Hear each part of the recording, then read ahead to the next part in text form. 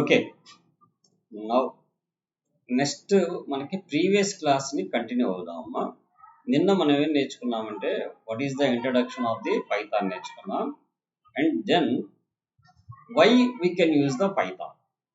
Why we can use the Python మనం ఎందుకు use చేస్తాం? It works on the different platforms అంటే like Linux కావచ్చు, లైనక్స్ కావచ్చు, మ్యాక్ కావచ్చు, విండోస్ కావచ్చు. అలానే మీరు ఏ ఆపరేటింగ్ సిస్టంలో చేసినా దాన్ని తీసుకెళ్ళి ఇంకొక ఆపరేటింగ్ సిస్టంలో పెట్టి రన్ చేయాలంటే the system must be exist the Python. అది కూడా ఏ పైథాన్ ఎగ్జిస్ట్ అయి ఉండాలి? అప్రాప్రియేట్ పైథాన్ అంటే విండోస్లో వాడుతుంటే విండోస్ పైథాన్ ఇన్స్టాల్ అవ్వాలి, మ్యాక్లోకి వెళ్తే మ్యాక్ పైథాన్ ఇన్స్టాల్ అవ్వాలి, లైనక్స్లోకి వెళ్తే లైనక్స్ పైథాన్ ఇన్స్టాల్ అయి ఉండాలి.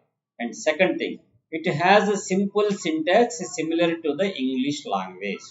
పైథాన్లో కోడింగ్ అంతా ఎలా ఉంటుందంటే మనం ఇంగ్లీష్లో సెంటెన్స్ ఫార్మేషన్ ఎలా అయితే చేసుకుంటామో అలానే కోడింగ్ ఉంటుంది. లైక్ మనం ఏదైనా డేటాను తీసుకోవటాన్ని ఎప్పుడు కూడా మనం ఇన్పుట్ అంటాం. సో కాబట్టి అక్కడ వాడే స్టేట్మెంట్ కూడా ఇన్పుట్ అనే ఉంటుంది. మనం అవుట్పుట్ ఇవ్వాలంటే దాని స్టేట్మెంట్ ఏముంటుంది? అవుట్పుట్కి ప్రింట్ అనే స్టేట్మెంట్ ఉంటుంది. అంటే ప్రింట్ చేయటం. ఎక్కడ ప్రింట్ చేస్తాం? స్టాండర్డ్ అవుట్పుట్ డివైస్ అంటే స్క్రీన్ మీద ప్రింట్ చేస్తాం. ఇన్పుట్ ఎక్కడ ఇస్తాము? స్టాండర్డ్ ఇన్పుట్ డివైస్ కీబోర్డ్ నుంచి ఇస్తాం అనమాట. Okay, and it has the syntax that allows the developers to write a program with fewer lines then some other programming languages. Compare with other programming లాంగ్వేజ్తో compare చేస్తే పైథాన్లో very few లైన్స్లో మీరు ఒక ప్రోగ్రామ్ని డెవలప్ చేయొచ్చు.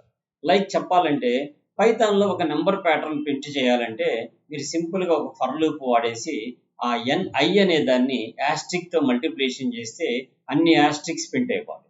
అంటే ఫర్ ఎగ్జాంపుల్ ఒక ట్రయాంగిల్ ప్యాటర్న్ ప్రింట్ అవ్వాలి. ఫస్ట్ లైన్లో 1, సెకండ్ లైన్లో 2, థర్డ్ లైన్లో 3 అలా ప్రింట్ అవ్వాలి. దానికి మనం సిలో కానీ జావాలో కానీ ఎనీ అదర్ లాంగ్వేజ్లో 2 ఫర్ లూప్స్ వాడాలి. ఒకటి రోస్ తిరగడానికి, ఈచ్ రోలో ఉన్న కాలమ్స్ ప్రింట్ అవ్వడానికి. కానీ పైథాన్లో ఒక సింగిల్ ఫర్ లూప్ తోటి ఇట్ షుడ్ బి కంప్లీట్.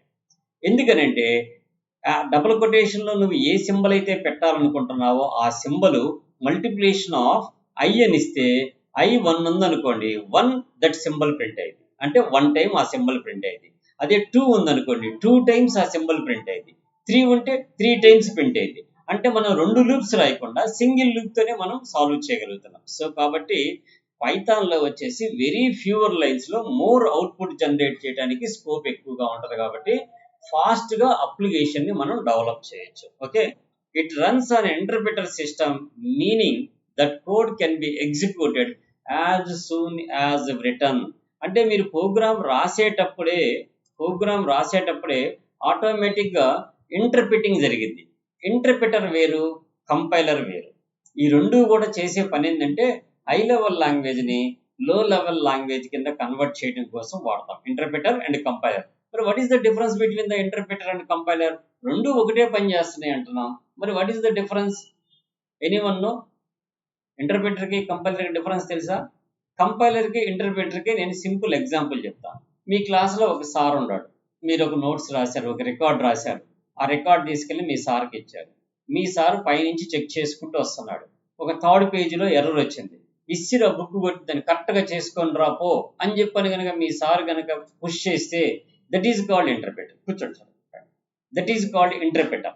అలా కాకుండా మీ సారు ఆ ప్రోగ్రామ్ ఎక్కడైతే మిస్టేక్స్ వచ్చినాయో అక్కడ వరకు ఆపేసి నెక్స్ట్ వాటిని కరెక్షన్ చేసుకుంటూ వెళ్ళిపోయి ఎక్కడెక్కడ మిస్టేక్స్ ఉన్నాయో అక్కడ నీకు మార్క్ చేసి అది నీకు ఇచ్చి తర్వాత కరెక్ట్ చేసుకొని రామ్మా అన్నాడు అనుకో, that is called compiler. Interpreter ఏం చేస్తాడు? ఎక్కడ తప్పు వస్తే అక్కడ ఇసిరేస్తాడు బుక్. ఈ కెనాట్ కరెక్ట్, అతను కరెక్ట్ చేయడు. ఎందుకని? అతని నేచర్ ఏంటంటే ఎక్కడ తప్పు వస్తే అక్కడ ఆగిపోవడం. That is the interpreter. మీకు పైథాన్ కూడా ఆటోమేటిక్గా లైన్ ఇంటర్ప్రిటింగ్ చేసింది. లైన్ ఇంటర్ప్రిటింగ్ చేయటం అంటే అర్థం ఏంటంటే మీరు టైప్ చేస్తున్నప్పుడే అక్కడ ఏదన్నా మిస్టేక్ టైప్ చేస్తే ఆ మిస్టేక్ని అక్కడే మీకు ఎలివేట్ చేసి చూపించేస్తుంది. అప్పుడు ఏమైపోయింది? మనకి రాసేటప్పుడే ప్రోగ్రామ్ కంపైలేషన్ జరిగిపోతుంది. మీరు స్పెషల్గా దాన్ని మళ్ళీ ఎగ్జిక్యూట్ చేయాల్సినంత అవసరం లేదు. రన్ చేసినప్పుడు వెరీ ఫాస్ట్గా ఎగ్జిక్యూట్ అయింది. Why? Because the program while writing it should be interpret చేసేస్తుంది. ఇంటర్ప్రిట్ చేయడం అంటే ప్రిడిక్షన్ చెప్పడం లాంటిదమ్మా. లైక్ చెప్పాలంటే తప్పును ముందుగానే గెస్ చేసి నీకు ఇన్ఫార్మ్ చేస్తుంది. ప్రింట్ ఎఫ్ అని రాసాం, ప్రింట్ రాయాల్సిన దగ్గర అక్కడ ఎఫ్ తప్పు పెట్టామని అక్కడే మీకు ఇంటిమేట్ చేస్తుంది. That is called prediction. So interpreting చేయటం అంటే అర్థం ఏంటంటే ముందుగానే నీకు జరగబోయే మిస్టేక్స్ అన్ని కూడా చెప్తుంది కాబట్టి నువ్వు అక్కడే కరెక్ట్ చేసుకొని ముందుకు వెళ్తున్నావు కాబట్టి ఫైనల్ గా ప్రోగ్రామ్ రన్ చేసేటప్పుడు చాలా ఫాస్ట్ గా ఎగ్జిక్యూట్ అయింది Python. That is the notes. It runs an interpreter system, meaning that code can be executed as soon as it's return. మీరు ఎప్పుడైతే ప్రోగ్రామ్ రాస్తున్నారో ఆ రాసేటప్పుడే ఆ లైన్స్ ని ఇంటర్ప్రిట్ చేసి మీకు చెప్తుంది. This means the prototyping can be check very quickly. Prototype నేను చెప్పాను, ప్రోటోటైప్ అంటే అర్థమైంది, which functions are provided by the Python compiler that all our methods should be considered as a prototype methods. Prototype methods means a built-in methods. They are providing. They are means the Python should be providing the methods that all methods should be considered as a prototype methods. It checks the all prototype methods.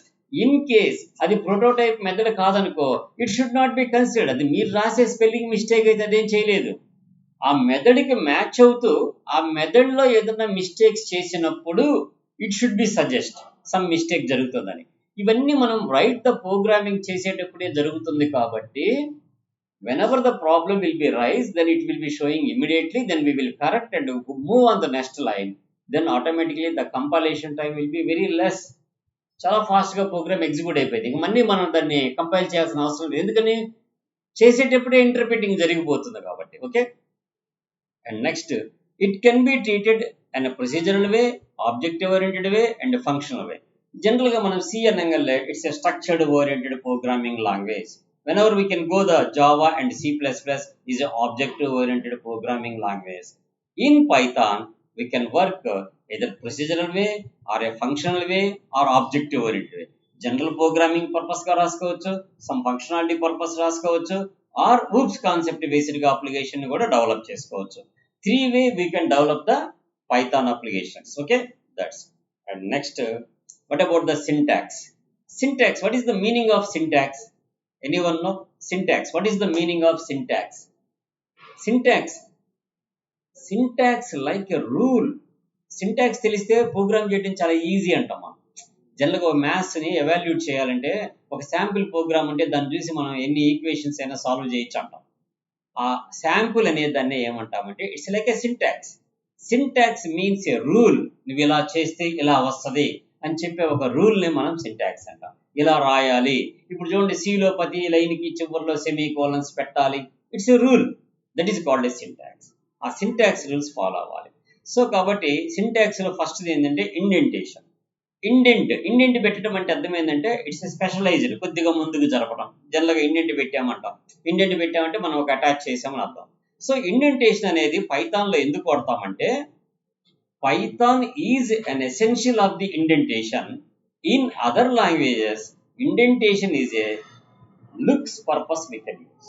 For example, మనం if else statements లో nested if కానీ if else ladder కానీ రాస్తే ఒక hierarchical లెవెల్లో ఇలా రాస్తాం, programme రాస్తాం. ఎందుకని? లుక్స్ ఈజీగా ఉండటం కోసం. అది ఎసెన్షియల్ కాదు ఇది సిలో C++లో. కానీ పైథాన్లో మటుకు ఇండెంటేషన్ ఈజ్ అన్ ఎసెన్షియల్. ఎందుకు ఎసెన్షియల్ అంటే, ఫర్ ఎగ్జాంపుల్ నేను ఒక ఫర్ లూప్ స్టార్ట్ చేస్తాను. ఆ ఫర్ కింద జరగాల్సిన స్టేట్మెంట్స్ అన్నీ కూడా ఒక ఇండెంట్ ముందుకు జరిగి ఉండాలి. అలా జరిగి ఉంటేనే these all are statements under this for loop executed అని పైథాన్ కంపైలర్కి అర్థం కావాలంటే we must provide an indentation. ఒకవేళ ఇఫ్ కండిషన్ రాసాము, ఇఫ్ కింద రాసిన రెండు స్టేట్మెంట్స్ కంపల్సరీ వన్ ఇండెంట్ ముందుకు జరిగి ఉండాలి. అలా జరగకపోతే మనం బ్యాక్ పెట్టామంటే ఆ ఇఫ్ కండిషన్ లో ఆ స్టేట్మెంట్స్ ఎగ్జిక్యూట్ అవ్వవు. సో కాబట్టి indent is an essential of the Python. By default indentation 5 spaces will be take. Not only essential, it's 5 అనేది ఎసెన్షియల్ కాదు. మీరు 2 టైప్స్ పెడతారా, 3 స్పేసెస్ పెడతారా, 5 స్పేసెస్ పెడతారా అనేది యూజర్ ఇష్టం. But something we need to move the base statement నుంచి కొంత మూవ్ జరగాలి ముందుకి. దానికి ఒక్కో స్పేసింగ్ ఫాలో అవ్వకుండా ఉండటం కోసం ట్యాబ్ కీని ప్రెస్ చేస్తాం. ట్యాబ్ ఇండెంటేషన్ బై డిఫాల్ట్గా 5 స్పేసెస్ ఉంటాయి, మనకి కొన్నిట్లో 8 స్పేసెస్ ఉంటాయి. ఓకే, సో ఇక్కడ చూడండి, indentation refers to the space at the beginning of the code line, where in other programming languages the indentation in code is for readability. Readability కోసం పెట్టుకున్నారు మిగతా లాంగ్వేజ్లో. The indentation in Python is very important because of ఎందుకని Python uses the indentation to indicate a block of the statements. Block of the statements అంటే ఒక for అనే black ఉంది, ఆ ఫర్ కింద రాసే స్టేట్మెంట్స్ అన్ని ఒక స్టెప్ ముందుకు ఉండాలి. వైల్ అనే బ్లాక్ ఉంది, ఆ వైల్లో రాసే స్టేట్మెంట్స్ అన్ని ఒక స్టెప్ ముందుకు ఉండాలి. అలానే స్విచ్ కేస్ ఉంది, స్విచ్ కేస్ కింద ఉండే స్టేట్మెంట్స్ అన్ని ఒక స్టెప్ ముందుకు ఉండాలి. అలా ఉంటేనే the statements under the block should be works. Okay, వాటి కోసం మనం ఏం చేస్తామంటే ఇండెంటేషన్ వాడతాం. And what about the comments? So పైథాన్లో ఓన్లీ సింగిల్ లైన్ కామెంట్సే అవైలబిలిటీ ఉండే, మల్టీ లైన్ కామెంట్స్ లేవు. కామెంట్స్ అంటే మీనింగ్ ఏంటంటే the lines should not be considered as a program. The lines should not be considered as a program or the lines is omitted the compiler. ఆ లైన్స్ని compiler omit అనే చేసింది, లేదా ఇంకొక విధంగా చెప్పుకోవాలంటే the lines should not be including the program. ప్రోగ్రామ్లోకి ఆ లైన్స్ ఇంక్లూడ్ కాకుండా ఉంటాయి. సో వాటినే ఏమంటామంటే మనం కామెంట్స్ అంటాం. జనరల్గా పైథాన్లో కామెంట్స్ ఏం వాడతామంటే యాష్ వాడతాం. Hash is a comments, that is the single line comments అంటాం. సింగిల్ లైన్ కామెంట్స్ అంటాం. మరి మల్టీ లైన్ కామెంట్స్ మనకి లేవు, మరి అప్పుడు ఏం చేయాలి? Every line starts with hash is an important. In case if you want to provide the multi line comment, then what next? Within the double quotations, we can write a number of lines is called a multi-line comment. So the multi-line comment అనేది మనకు పైథాన్లో availability లేదు. కానీ in case if you need to right any multi-line comment, then we should put within the double quotas or within the 3 single quotas or 3 double quotas. 3 single quotas or 3 double quotas. Only 2 double quotas కాదు, 1 double quota కాదు, 3 double quotas లో 3 single quotations లో మనం number of lines రాసుకుంటే that should be considered as a string, not a multiline comment. But మనం ఎలా treat చేసుకోవచ్చు అంటే అది మల్టీలైన్ కామెంట్ కింద ట్రీట్ చేసుకోవచ్చు. In case if you are assigning that string into any other variables as a treated as a literal, ఒక string కింద ఉపయోగపడుతుంది. మనం ఏదైనా a equal to 3 double quotations లో మల్టిపుల్ లైన్స్ రాసామనుకో అది స్ట్రింగ్ అయింది, ఆ ఏ తీసేస్తే కామెంట్ అయిపోయింది. సో అంతేగాని పైథాన్లో స్పెషల్గా double line multi line comment అనేది లేదు.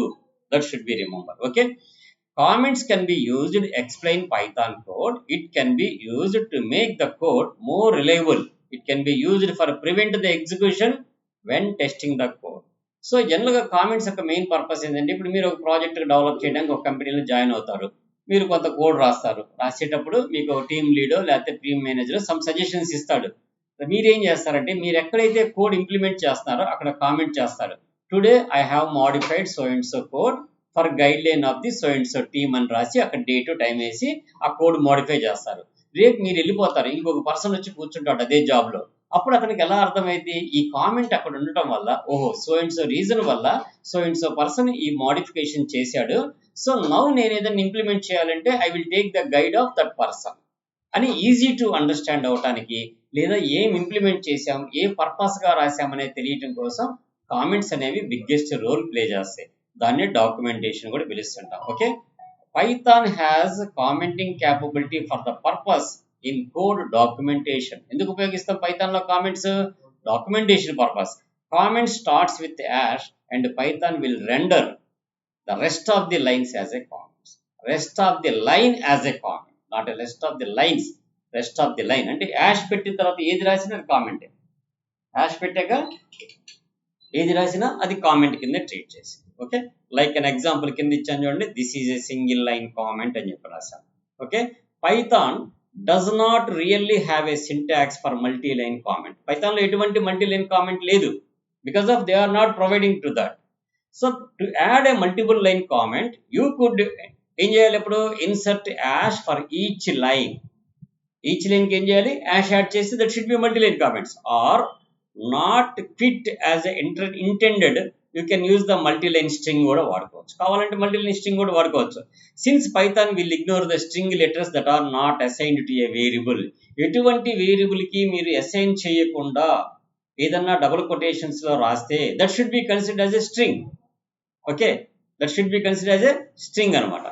So you can add multiple strings, triple quotas in your code and place your comments inside. That double quotations, triple quotations in double quotations, triple quotations in single quotations as a literals will be considered. Okay, and next variables and rules of Python variables.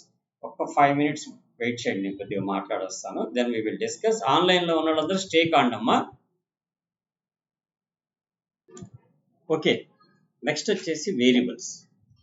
So variables అంటే అర్థమైంది, it's like a containers.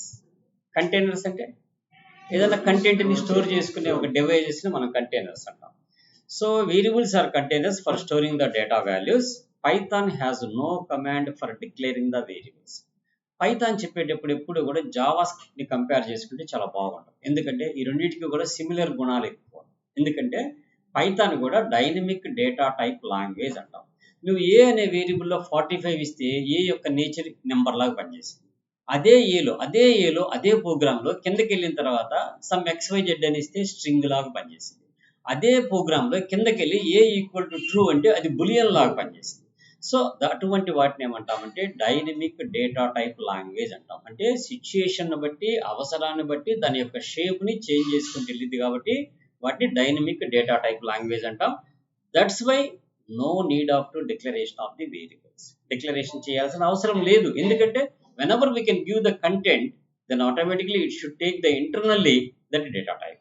So kabatti no need of to any command. And next, a variable is created the moment you first assign a value to it. First time nu A value అయితే assign చేస్తున్నావో అప్పుడే దాని data type decide అవుతుంది. Next value మళ్ళీ assign చేసేటప్పుడు దాని data type అవుతుంది. అంటే whenever we can assign a value, that moment it takes the data type anamata. Okay, variable do not need to be declared with any particular type. పలానా data type అని మనం declaration చేయాల్సిన అవసరం ఎటువంటి సందర్భంలో అవసరం లేదు. And can even change type after they have been set. ఒకసారి డిక్లరేషన్ చేయకుండా మనం ఇనిషియలైజ్ చేసిన తర్వాత మళ్ళీ ఇంకొక టైప్ ఆఫ్ వాల్యూ ఇచ్చినా కానీ automatically it should be set అంటే యాక్సెప్ట్ చేసింది అనమాట. Okay, and next rules for Python variables. So the variable name must be start with a letter or the underscore character. That rule should always universal rule for the variable declarations. Not only C++, Java, Python or JavaScript, anywhere we can go, the variable should start with the character or an underscore character. Sometimes we can also use the $sign also. $sign also we can accept that. And next, a variable name cannot start with a number. Number తో ఎప్పుడు start చేయకూడదు. ఒకవేళ నువ్వు number తోనే start చేయాలనుకుంటే you can put underscore character at the beginning, then we can start the number. Okay, and next, a variable name can only contain alphanumerical characters and underscores. That's meaning of don't provide the commas and full stops and empty spaces. Why అంటే ఆ కామాల్ని full stopల్ని spaces ని ఏమంటాం తెలుసా? డెలిమినేటర్స్ and separators అంటాం.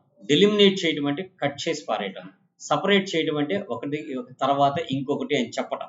ఇప్పుడు ఏ comma B అంటే అర్థమైంది, ఏ అనేవాడు ఒకడు, బి అనేవాడు ఒకడు ఉన్నాడు అని అర్థం. అప్పుడు కామా పెట్టామని అడిగితే సపరేట్ అయిపోయారుగా.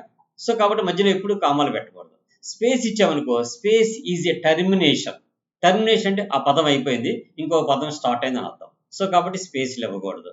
ఫుల్ స్టాప్ పెట్టామనుకో, the sentence is completed and starts with the another sentence అని అర్థం. సో కాబట్టి ఫుల్ స్టాప్ వాడకూడదు. So delimiters and separators we don't use within the variable. Okay, and next, variable names are case sensitive. Case sensitive అంటే like for example ఇప్పుడు age అని రాశాను. అక్కడ నేను ఏజ్ స్మాల్, ఏ క్యాపిటల్ తో age, all capital age, 3 are different. ఎందుకని? Sensitive మారిపోయింది కదా. సో కేస్ సెన్సిటివ్ అని ఎందుకంటామంటే అది ఎలా రాస్తున్నామో అలా రాసినప్పుడే ఆ వేరియబుల్ యొక్క వాల్యూ మనకి ఎఫెక్ట్ అయింది. In case any letter change చేసినా కానీ దట్ షుడ్ బి డిఫరెంట్ అయితే. ఏందమ్మా? హలో, ఓకే, మైక్ ఆఫ్ అయిందా? మీకు వినపడలేదా? ఓకే, వినపడుతుందమ్మా. ఓ సారీ, నేను మధ్యలో ఆపినప్పుడు ఆగిపోయింది. And next, a variable name with more then 1 word can be difficult to read. ఎప్పుడైనా సరే మోర్ దెన్ 1 word మనం రీడ్ చేయాలని ట్రై చేయాలంటే ఏం చేస్తాం? అప్పుడు అండర్స్కోర్ క్యారెక్టర్ వాడతాం మధ్యలో. ఓకే, నెక్స్ట్ వచ్చేసి these are all several techniques can make them more readable. ఇవన్నీ మనం వాడితే ఏమైంది? రీడబిలిటీ అనేది చాలా బాగా పెరిగింది. ఎప్పుడు కూడా ఒక customer account number, customer underscore account underscore number, person name, person under score name. Account details, account under score details. వీటికి కొన్ని రూల్స్ ఉన్నాయి. అన్ని స్మాల్ లెటర్స్ రాస్తే ఎప్పుడు కూడా వాటిని లోకల్ వేరియబుల్స్ అంటాం. అన్ని క్యాపిటల్ లెటర్స్ రాస్తే that all are should be a constants అంటాం. అంటే మనం చూడగానే చెప్పేయచ్చు, ఓ ఇడాడో కాన్స్టెంట్ వేరియబుల్ డిక్లరేషన్ చేశాడే అంటే అర్థమైంది, అక్కడ అన్ని క్యాపిటల్స్ వాడాడుగా, somewhere it should be declare as a constant. అన్ని స్మాల్ వాడు, ఓ this is the local variable. First small, second subsequent capital వాడాడు, ఓ that should be a public method. Methods always should start with small letter and second subsequent capital. Get account details, g small ఉంటుంది, అకౌంట్లో A capital ఉంటుంది, డీటెయిల్స్లో D capital ఉంటుంది. That is called a methods. Okay, మెథడ్స్కి ఎప్పుడు start small letter, second subsequent capital. All local variable should be in the lower case letters. All capital should be considered as a constants. These are rules. అవి follow అవ్వాలని ఏం లేదు. Follow అయితే better to understand the other developers. నువ్వు ఉంటావు ఇవాళ, రేపు ఇంకోటి జాయిన్ అవుతాడు అదే పోస్ట్లో. How they will be understand that if are following the industrial standards all are, then they will be understand easily. Oh, which are local variables, which are constants, which are methods, which are classes. All classes should be start with a capital letter and second subsequent should be capital. Customer details అనే ఒక class create చేయాలంటే C capital ఉండాలి, D capital ఉండాలి. That is the class rule. మెథడ్కి అయితే C small ఉండాలి, డీటెయిల్స్లో D capital ఉండాలి. అదే వేరియబుల్ అయితే ఆల్ స్మాల్ ఉండాలి. అదే ఆల్ క్యాపిటల్స్ ఉండాలంటే that should be a constant అయి ఉండాలి. Okay okay. So and next camel case, pascal case, snake case. 3 cases ఉంటాయి మనకి. So what about the camel case అనేది ఎప్పుడు కూడా మెథడ్స్కి వాడుతుంటాం. ఏం వాడుతుంటాం? మెథడ్స్కి వాడుతుంటాం. అంటే వేరియబుల్స్ కూడా వాడుకోవచ్చు, కానీ క్యామెల్ అంటే అర్థం ఏంటంటే ఇట్స్ లైక్ ఒంటె కదా. అంటే స్టార్టింగ్ తక్కువ ఉంటుంది, తర్వాత పంపు పైకి లేచి ఉంటుంది. ఆ పంపు అనేది పైకి లేచి ఉంటుంది కదా. దట్స్ వై ఎప్పుడు కూడా స్టార్టింగ్ స్మాల్ లెటర్ ఉంటుంది, సెకండ్ సబ్సిక్వెంట్ క్యాపిటల్ ఉంటుంది. పాస్కల్ కేసు ఎలా ఉంటుంది అంటే లైక్ క్లాసెస్ వాడుతుంటాం మనం. Every word should be start with a capital. My variable name, M capital, V capital, name capital. దాంట్లో ఏమంటాం, each word will starts with capital. అదే subsequent words will be capitals. Snake case ఎలా ఉంటుందంటే first capital ఉంటుంది, remaining all are should be lower case. So most of the time మనం ఏం వాడుతుంటాం అంటే స్నేక్ కేస్ అనేది వెరీ రేర్గా యూజ్ చేస్తాం. Most of the time camel case వాడుతుంటాం, పాస్కల్ కేస్ వాడుతుంటాం అనమాట. ఓకే, సో నెక్స్ట్ టాపిక్స్ రేపు డిస్కస్ చేద్దామమ్మా. ఓకే.